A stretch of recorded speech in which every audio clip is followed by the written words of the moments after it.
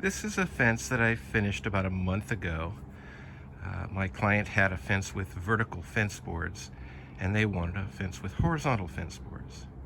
I had to build this section right here from scratch, but I reused the fence boards from their fence to make the new fence.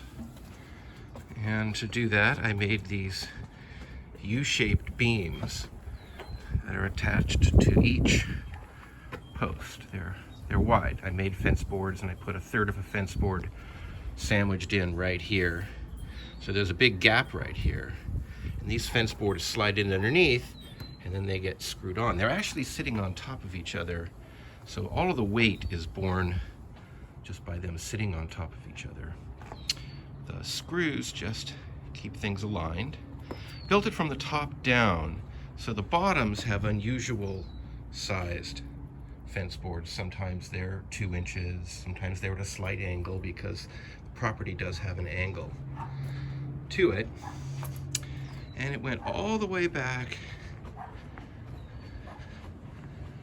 to the neighbor's property back there where I did several more sections. It's got a flat rail across the entire top, which makes it easy, for example, later to add a lattice if they want. But in the meantime, the squirrels and the cats love the new highway.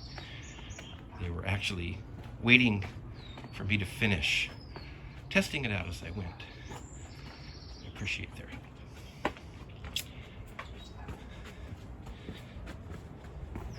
This section here was particularly hard. The post wasn't high enough on the end, and a tree crossed the fence line right through the middle of it. It was definitely complicated. Some of the posts were not exactly vertical. You can see that this one here is sticking out a little bit. I just mitered the top so that the rain wouldn't collect there. But you can build a straight fence on angled posts. You just don't necessarily line the fence up with the post itself. Post can be leaning without the fence leaning.